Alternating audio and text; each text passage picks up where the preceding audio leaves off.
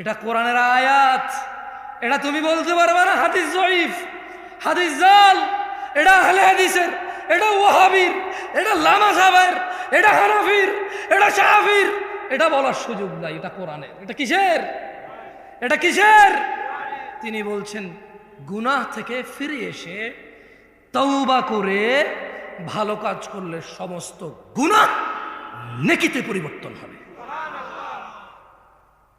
This is your only chance brother. আমি এর চেয়ে বেশি তোমাকে আজকে আর ওয়াজ করতে পারবো না। আমার কাছে আর কোনো ওয়াজ বাকি নাই।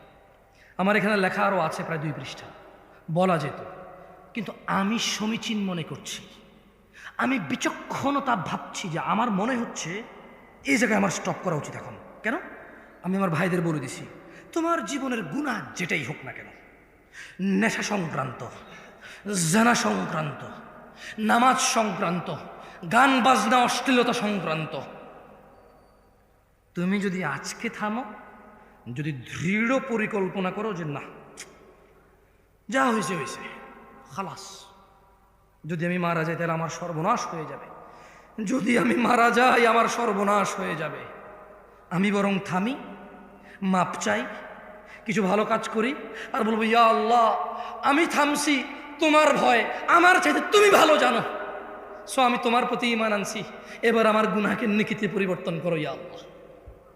أقول قولي هذا واستغفر الله لي ولسائر المؤمنين والمؤمنات فاستغفروا إنه هو الغفور الرحيم। আমি আল্লাহর কাছে আমার জন্য ক্ষমা চাই, আপনাদের জন্য ক্ষমা চাই।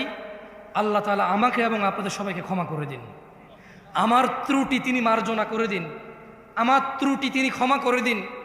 আমার অসংলগ্নতা, আমার আচরণের খারাপ যেই উদাহরণগুলো আছে যা আপনাদের কষ্ট দেয়, যারা আপনারা আমাকে ভালোবাসেন, ছোট ছোট ভিডিওতে যখন আমার কিছু মানে অন্যরকম আচরণ আপনাদের কাছে আছে 10 সেকেন্ড 5 সেকেন্ডের, আপনারা যারা কষ্ট পান, আমি আপনাদেরকে কষ্ট দেওয়ার জন্য আমি ক্ষমা চাই, আপনারা আমাকে মাফ করে দিয়েন।